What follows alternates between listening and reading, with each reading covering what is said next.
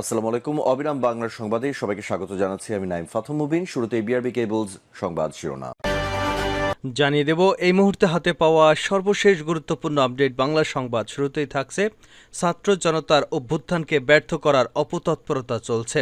বিপ্লবী ওয়ার্কার্স পার্টির সাধারণ সম্পাদক সাইফুল হক বলেছেন, ছাত্র জনতার অভ্যুত্থানের বিজয়কে প্রশ্নবিদ্ধ এবং কালিমালিপ্ত করার বহুমাত্রিক অপতৎপরতা চলছে। এর বিরুদ্ধে ছাত্র জনতাকে সতর্ক থাকতে হবে। তিনি বলেন, নতুন এ সরকারকে ব্যর্থ করার বহুমুখী তৎপরতা চলছে। এসব অশুভ তৎপরতার বিরুদ্ধে দেশবাসীকে ঐক্যবদ্ধ ভূমিকা রাখতে হবে। এবারে জানাবো সেনাবাহিনীর গাড়িতে আগুন, অস্ত্র ছিনিয়ে মিছিল আওয়ামী লীগ নেতাকর্মীদের। প্রধানমন্ত্রীর পদ থেকে পদত্যাগ করে পালিয়ে যাওয়া আওয়ামী লীগ সভাপতি শেখ হাসিনাকে দেশে ফিরিয়ে আনতে গোপালগঞ্জে বিক্ষোভ করেছেন দলটির নেতাকর্মীরা। এ সময় সেনাবাহিনীর এক সদস্যের কাছ থেকে অস্ত্র ছিনিয়ে মিছিল করবার পাশাপাশি সেনাবাহিনীর একটি গাড়ি পুড়িয়ে দিয়েছে আওয়ামী লীগের নেতাকর্মীরা। জানাবো দুষ্কৃতকারীদের সেনাবাহিনীর হাতে তুলে দিন। বিএনপির সিনিয়র যুগ্ম মহাসচিব রুহুল কবির রিজভী দলের নেতাকর্মীদের প্রতি আহ্বান জানিয়ে বলেছেন, দুষ্কৃতকারীদের চিহ্নিত করে সেনাবাহিনীর কাছে তুলে দিন। আমাদের সতর্ক থাকতে হবে। অনেক দুষ্কৃতকারী বিএনপির নাম ভাঙিয়ে পাড়া মহল্লায় বাসাবাড়ি কলকারখানা ভাঙচুর করছে, নানা ধরনের অপতৎপরতা চালাচ্ছে। গণতন্ত্রের এই অর্জনকে নষ্ট করার জন্য নানা ধরনের অশুভ পায়তারা করছে। বিভিন্ন মসজিদ মন্দিরে হামলা চালানোর চেষ্টা করছে। এই অপতৎপরতাকারীদের চিহ্নিত করে সেনাবাহিনীর কাছে তুলে দিতে হবে। এদিকে পাচার হওয়া অর্থ ফিরিয়ে আনতে ব্যবস্থা নেওয়া হবে। অন্তর্বর্তী সরকারের অর্থ উপদেষ্টা ড সালেউদ্দিন আহমেদ বলেছেন, আমাদের অনেক যোগ্য লোক আছে। শিগগিরই বাংলাদেশ ব্যাংকের গভর্নর নিয়োগ করা হবে। পাচার হওয়া অর্থ ফিরিয়ে আনতে ব্যবস্থা নেওয়া হবে। এবারে থাকছে প্রধান বিচারপতি হিসেবে নিয়োগ পেলেন সৈয়দ রেফাত আহমেদ। বাংলাদেশের ২৫তম প্রধান বিচারপতি হিসেবে নিয়োগ পেয়েছেন হাইকোর্টের বিচার বিভাগের বিচারপতি সৈয়দ রেফাত আহমেদ। সংবিধানের ৯৫ অনুচ্ছেদ অনুযায়ী রাষ্ট্রপতি তাকে নিয়োগ দিয়েছেন। শনিবার রাতে তাকে এ পদে নিয়োগ দেন রাষ্ট্রপতি মোহাম্মদ শাহাবুদ্দিন চুপ্পু।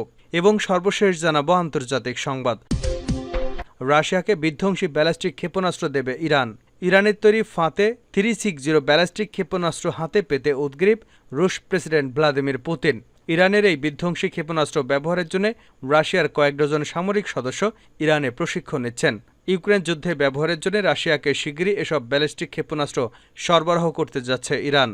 এতক্ষণ শিরোনাম শুনছিলেন, এবার বিস্তারিত। প্রিয় দর্শক, আপনি যদি এই চ্যানেলে নতুন হয়ে থাকেন, ভিডিওটি দেখতে দেখতে চ্যানেলটি সাবস্ক্রাইব করে আমাদের সঙ্গে থাকুন। আর এই ভিডিও সম্পর্কে আপনি আপনার মূল্যবান মতামতটি কমেন্ট বক্সে জানিয়ে দিন। আর হ্যাঁ প্রিয় দর্শক, জানিয়ে দিন ভিডিওটি কোথা থেকে দেখছেন। ছাত্র জনতার গণঅভ্যুত্থানকে ব্যর্থ করার অপতৎপরতা চলছে। বিপ্লবী ওয়ার্কার্স পার্টির সাধারণ সম্পাদক সাইফুল হক বলেছেন, ছাত্র জনতার গণঅভ্যুত্থানের বিজয়কে প্রশ্নবিদ্ধ এবং কালিমালিপ্ত করার বহুমাত্রিক অপতৎপরতা চলছে। এর বিরুদ্ধে ছাত্র জনতাকে সতর্ক থাকতে হবে। তিনি বলেন, নতুন এই সরকারকে ব্যর্থ করার বহুমুখী তৎপরতা চলছে। এসব অশুভ তৎপরতার বিরুদ্ধে দেশবাসীকে ঐক্যবদ্ধ ভূমিকা রাখতে হবে। তিনি ছাত্র জনতার গণঅভ্যুত্থানের মধ্য দিয়ে গঠিত অন্তর্বর্তী সরকারকে স্বাগত জানান এবং আশাবাদ ব্যক্ত করে বলেন, এ সরকার গণজাগরণ গণঅভ্যুত্থানের আকাঙ্ক্ষা ধারণ করবে। শনিবার রাজধানীর সেগুন বাগিচায় বিপ্লবী ওয়ার্কার্স পার্টির কেন্দ্রীয় কার্যালয়ে পার্টির কেন্দ্রীয় কমিটির এক জরুরি সভায় সভাপতির বক্তব্যে এসব কথা বলেন তিনি।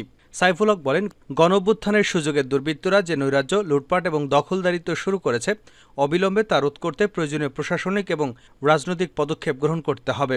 সবার শুরুতে ছাত্র জনতার গণঅভ্যুত্থানে হাজারো শহীদের প্রতি গভীর শ্রদ্ধা এবং তাদের স্মৃতির প্রতি গভীর শ্রদ্ধা জ্ঞাপন করেন এবং শোক সন্তপ্ত পরিবারের সদস্যদের প্রতি সমবেদনা জানানো হয়। শহীদদের প্রতি সম্মান জানিয়ে ১ মিনিট নীরবতা পালন করেন।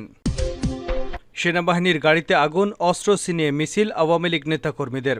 প্রধানমন্ত্রীর পদ থেকে পদত্যাগ করে পালিয়ে যাওয়া আওয়ামী লীগ সভাপতি শেখ হাসিনাকে দেশে ফিরিয়ে আনতে গোপালগঞ্জে বিক্ষোভ করেছে দলটির নেতাকর্মীরা। এ সময় সেনাবাহিনীর এক সদস্যের কাছ থেকে অস্ত্র ছিনিয়ে মিছিল করার পাশাপাশি সেনাবাহিনীর একটি গাড়ি পুড়িয়ে দিয়েছে আওয়ামী লীগের নেতাকর্মীরা। শনিবার বিকেল ৪টার দিকে গোপালগঞ্জ সদর উপজেলার গোপীনাথপুরের বাস স্ট্যান্ডে এ ঘটনা ঘটে। জানা যায়, আওয়ামী লীগ সভাপতি শেখ হাসিনাকে দেশে ফিরিয়ে আনতে বিশাল বিক্ষোভ মিছিল বের করে মহাসড়কে অবস্থান নেয় আওয়ামী লীগের নেতাকর্মীরা। এতে গোপালগঞ্জ সদর উপজেলার কাশিয়ানী উপজেলার বিভিন্ন ইউনিয়নের আওয়ামী লীগ এবং সহযোগী সংগঠনের নেতাকর্মী সহ হাজারো মানুষ অংশগ্রহণ করে। বিকাল ৩টার পর থেকে বিভিন্ন ইউনিয়নের নেতাকর্মীরা মিছিল নিয়ে গোপীনাথপুর শরীফপাড়ায় ঢাকা খুলনা মহাসড়কে একত্রিত হয়। পরে তারা মহাসড়ক অবরোধ করে বিক্ষোভ মিছিল করতে থাকে। এতে মহাসড়কে দুপাশের অনেক গাড়ি আটকা পড়ে যায়। খবর পেয়ে গোপালগঞ্জে কর্মরত সেনাবাহিনীর সদস্যরা সেখানে গেলে তাদের দেখে ভুয়া ভুয়া স্লোগান দেয় বিক্ষোভকারীরা। এক পর্যায়ে সেনাবাহিনীর সদস্যদের সঙ্গে বাগবিতণ্ডায় জড়িয়ে পড়েন তারা। বিক্ষোভকারীরা ক্ষিপ্ত হয়ে সেনা সদস্যদের মারপিট শুরু করে। পরিস্থিতি নিয়ন্ত্রণে আনতে সেনাবাহিনীর সদস্যরা ছড়াগুলি ছোড়ে। এরপর সংঘর্ষ হলে বিক্ষোভকারীদের মধ্যে এক শিশুসহ 2 জন এবং 5 সেনা সদস্য আহত হন। পরে সেনা সদস্যরা দৌড়ে পাশের বাড়ি গিয়ে আশ্রয় নেয়। এ সময় সেনাবাহিনীর একটি গাড়িতে আগুন জ্বালিয়ে দেয় বিক্ষোভকারীরা। দুষ্কৃতকারীদের সেনাবাহিনীর কাছে তুলে দিন রিজভী। বিএনপির সিনিয়র যুগ্ম মহাসচিব রুহুল কবির রিজভী দলের নেতাকর্মীদের প্রতি আহ্বান জানিয়ে বলেছেন, দুষ্কৃতকারীদের চিহ্নিত করে সেনাবাহিনীর কাছে তুলে দিন। আমাদের সতর্ক থাকতে হবে। অনেক দুষ্কৃতকারী বিএনপির নাম ভাঙিয়ে পাড়া মহল্লায় বাসা বাড়ি কলকারখানা ভাঙচুর করছে, নানা ধরনের অপতৎপরতা চালাচ্ছে, গণতন্ত্রের অর্জনকে বিনষ্ট করার জন্য নানা তৎপরতা চালাচ্ছে, বিভিন্ন মসজিদ মন্দিরে হামলা চালানোর চেষ্টা করছে তারা। এই অপতৎপরতাকারীদের চিহ্নিত করে সেনাবাহিনীর কাছে তুলে দিতে হবে। শনিবার বিকেলে নয়াপল্টনে বিএনপির কেন্দ্রীয় কার্যালয়ের সামনে প্রধান বিচারপতি সহ দলীয় বিচারপতিদের অপসারণের দাবিতে বিক্ষোভ সমাবেশে তিনি এসব কথা বলেন। রিজভী বলেন, আমাদের আরও কিছু কাজ রয়েছে। বাংলাদেশকে একটি সুষ্ঠু রাষ্ট্র হিসেবে গড়ে তোলার যে দায়িত্ব সেটা আমাদের করতে হবে। কিন্তু ষড়যন্ত্রকারীরা, চক্রান্তকারীরা থেমে নেই।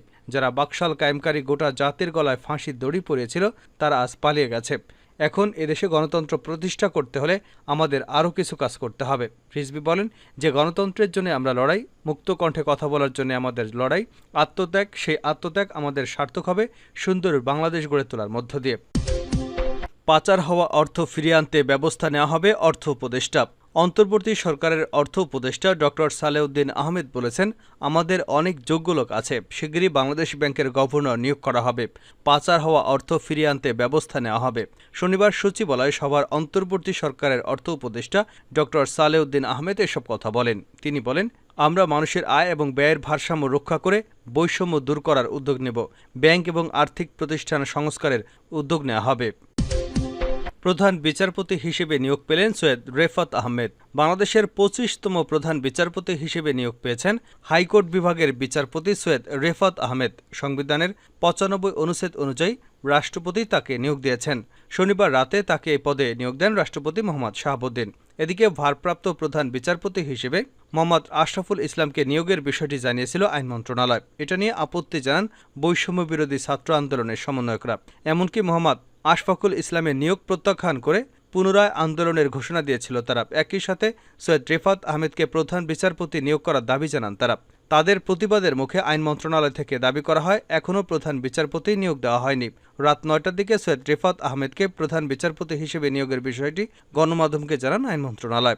এর আগে ছাত্র আন্দোলনের জেরে পদত্যাগ করে প্রধান বিচারপতি ওবায়দুল হাসান সহ 6 বিচারপতি শনিবার রাতে আইন মন্ত্রণালয়ে তারা পদত্যাগপত্র পাঠান।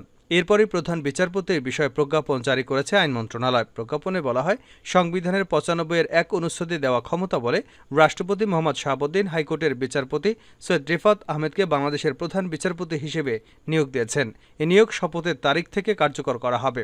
প্রধান বিচারপতি ছাড়া অন্য 5 বিচারপতি হলেন এম এনায়েতুর রহিম, আবু জাফর সিদ্দিকী, জাহাঙ্গীর হোসেন, মোহাম্মদ শাহিনুর ইসলাম এবং কাশেফা হোসেন। উল্লেখ্য, নিয়ম অনুযায়ী আইন উপদেষ্টা পদত্যাগপত্রগুলো প্রধান উপদেষ্টার মাধ্যমে রাষ্ট্রপতির কাছে পাঠাবেন।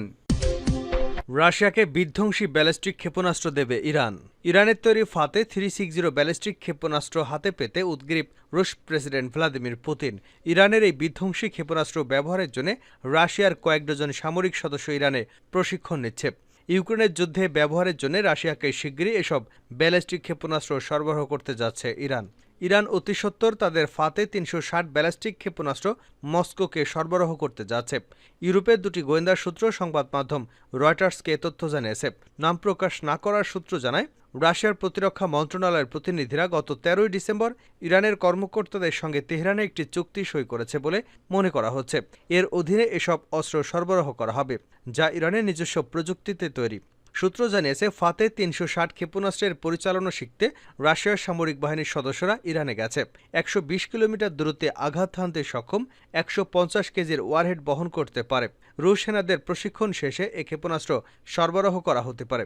মস্কো নিজস্ব ক্ষেপণাস্ত্রের ভান্ডার রয়েছে, তবে বহরে ফাতে 360 যুক্ত হলে ইউক্রেনে হামলা জোরদার করতে পারবে তারা। মার্কিন ন্যাশনাল সিকিউরিটি কাউন্সিলের একজন মুখপাত্র বলেন, ইরান যদি এ ধরনের হস্তান্তর নিয়ে এগিয়ে যায় তাহলে দ্রুত এবং কঠোর পদক্ষেপ নিতে যুক্তরাষ্ট্র ও তার ন্যাটো মিত্ররা এবং G7 অংশীদাররা প্রস্তুত।